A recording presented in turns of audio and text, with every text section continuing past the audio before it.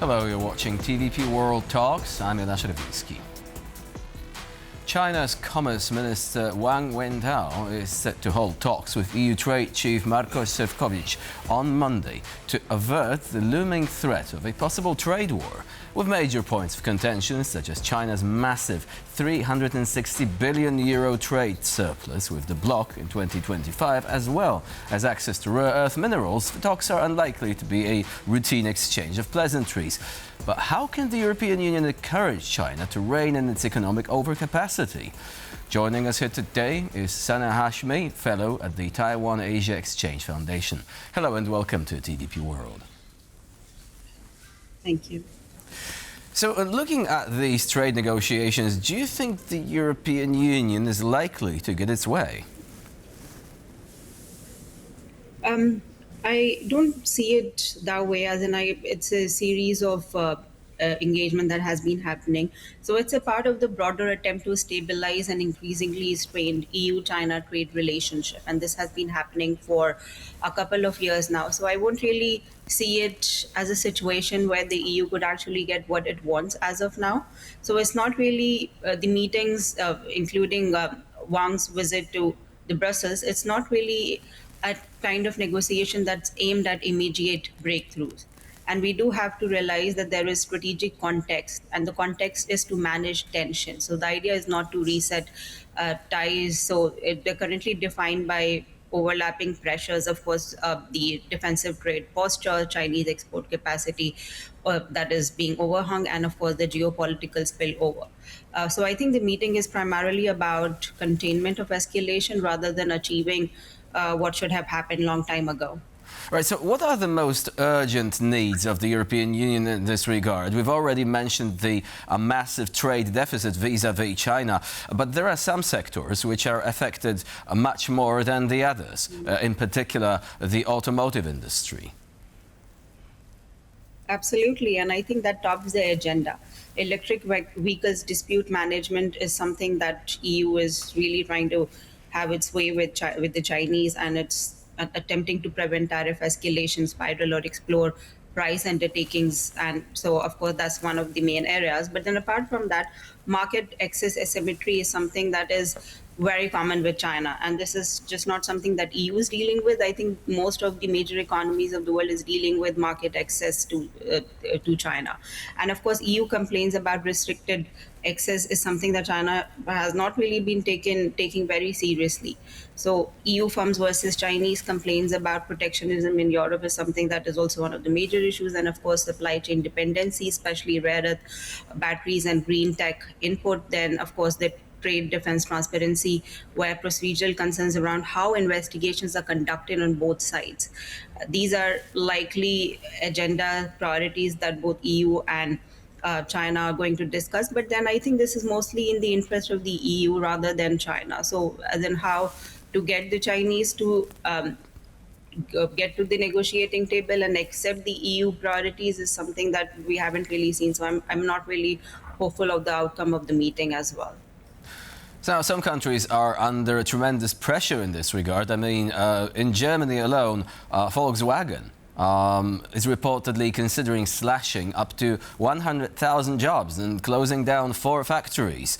And, I mean, there are many factors involved, but no doubt the fact that the Chinese are basically grabbing more and more of that market share is a considerable factor here. So do you think that given this sort of pressure, and on the other hand, given that China really doesn't have too many incentives to change its economic model, there is going to be any change in this sector without the European Union resorting to more forceful measures? Absolutely, and here I think this is where EU has regulatory leverage. So I think, but then we also have to see that China also has some level of leverage here, the scale leverage, manufacturing capacity and upstream control in several supply chains, including the EV. So how it's going to work out, because Chinese are also trying to promote their own EV sector. So I feel that this is something that EU has to take into consideration. So I think maybe what we could see here and what we could expect is that the negotiation might be closer to manage interdependence, but stress will be there.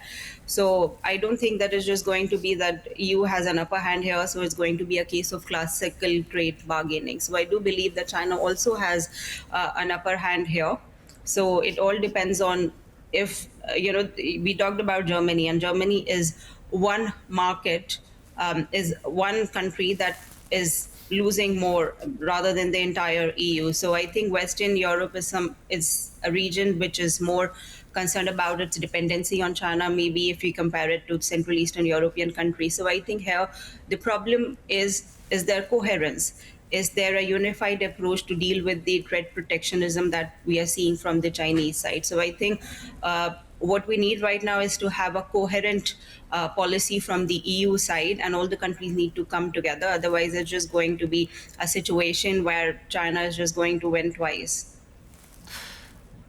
Now, we also need to consider the question of currency imbalance. I mean, this was also brought up by the German authorities, who essentially say that the Chinese currency is undervalued, and they would like it to see it appreciate so that certain aspects of the overall macroeconomic imbalance are addressed. But again, is this likely to happen? Would China have any incentive to do this? I don't think so, as in the currency undervaluation is something that has been happening for a very, very long time. And just to make the EU happy, I don't think China is going to do the evaluation of its currency. And also, it's just something that is not in the interest of the Chinese. So it's all going to be about how transactional it is going to be. And then we also have to see that in 2021, the EU talked about decoupling, then de-risking, and then alternative supply chains, but then it didn't really happen. So China is very well aware that the countries need China, and specifically when we have Donald Trump at the helm and the tariff war happening, and also we are seeing this deterioration in transatlantic relationship and cooperation. So China is very well aware that all these countries need China, and specifically in the economic domain. So why would China do it? How would it do it? So I don't really see an incentive from the Chinese side. Right, I mean, since we are actually talking about this dependency, we need to address the elephant in the room, rare earth minerals. China is controlling like 90% of rare earth processing on a global scale. So isn't this like, the ultimate argument that if the negotiations turn sour, if the European Union proposes something that China doesn't really want to accept, they're going to say, okay, so we're just going to limit our exports of processed rare earths, to which the European Union doesn't really have any response. Absolutely. As in, this is a form of economic coercion. China has done it before, and China will do it. And 90% of rare earth minerals in China, I think it's such a worrisome situation that we are not really talking about. So I think we need to talk about it more. We also need to talk about the potential responses. And you also mentioned the EU doesn't really have an answer, and I think that's the problem. EU doesn't have a strategy. EU doesn't even have an answer. So what if China actually weaponizes it, and China actually uses China has been using economic coercion with the EU, with the European countries. So why would it not use it with rare earth? So I feel that the problem here is that there is lack of response from the EU side. There's lack of strategy, and not just the EU. I think a lot of other countries are also suffering.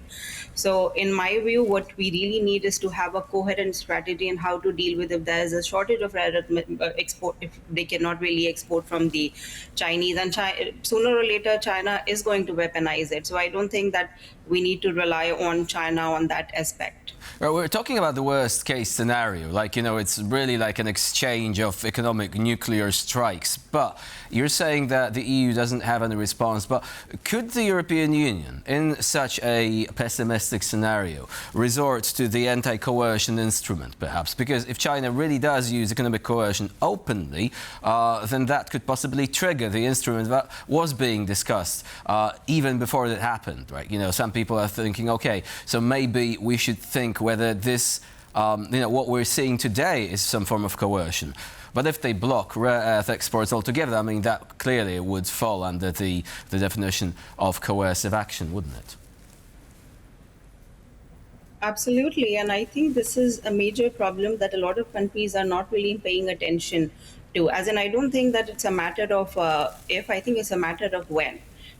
Economic dependency is being used to leverage political objectives, and China has done it with a lot of other countries. But of course, whereas minerals is something that is very critical for everyone. So I think it's very important that they start having to think about how to address this issue and how to actually get China to the table and get it agree to the point that it's not going to weaponize it tomorrow, and increasing trade imbalances, structural competitiveness problem. The list is never ending. But of course, that is going to be the worst case scenario. But what is the guarantee that the worst case scenario is not going to happen? But would this instrument really hurt the Chinese economy, though? Like, if there are tariffs imposed on specific sectors, isn't the Chinese economy so resilient as to simply shrug it off? No, absolutely not. As in, there are problems within Chinese economy as well. But of course, we are unable to get the exact accurate data from the Chinese side. And if you look at the Chinese sources, all the news about Chinese economy is that it is actually growing, and there's hardly any impact on the Chinese economy. But we do know that it's going to be detrimental for the Chinese as well. And we keep hearing about the news of how its economy is not growing at a faster rate, and how the domestic economy is also being a problem for the CCP leadership. So, on what sectors and if tariffs are going to be implemented and if it's going to impact the Chinese economy, first of all, we have to see that what are the sectors that are going to be impacted. We still do not have a clearer idea. We talked about manufacturing getting out of China and countries such as Vietnam, India becoming a part of this China plus one model, but we have seen there's a deadlock there as well. And when we talk about tariffs, who are the countries who are actually going to impose tariffs? Are they actually doing it? As in, if we just talk about Trump's tariff, is a totally different case altogether. But we haven't really seen any of the major European economies threatening China with tariff. So I don't really see a possibility of these countries imposing any tariff on the Chinese economy. So the thing is, the dependency is more in favor of China in a number of sectors. So is it going to happen? And if it's going to happen, how much impact it is going to have on Chinese economy? These are the answers that are still very, very uncertain. And I think we need more research. But even if we have more research, there is opacity of data from the Chinese side. So I think there are a lot of questions that are unknown, that are still unanswered.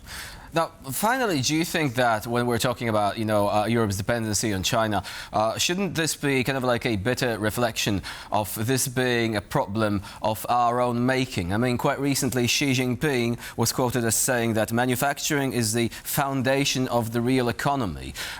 Europe, it appears, has forgotten about this a couple of decades ago.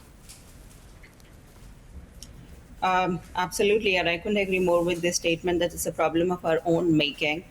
China becoming the manufacturing hub of the world, China becoming the largest trading partner of the majority of the countries. Apart from that, China is having favorable trade balance. So then I think this was a calculated strategy of how China could become the core of the world economy, and it has actually become the core of the world economy. And when we talk about the EU's approach, and then it has been done, and it's just not the EU, it's with a number of other countries as well. And then look at India, the trade imbalance has reached 100 billion. That's a huge, massive number, and China is doing nothing with respect to that. It is massive, and unfortunately, we do have to park our conversation here. Nevertheless, it is an issue that the European Union will have to grapple with in the years to come. Sana Hashmi was our guest today here on TVP World. Thank you very much for joining us and for sharing your insight. And I'm Jonasz Rewiński. You're watching TVP World. Please stay with us for more latest news and updates.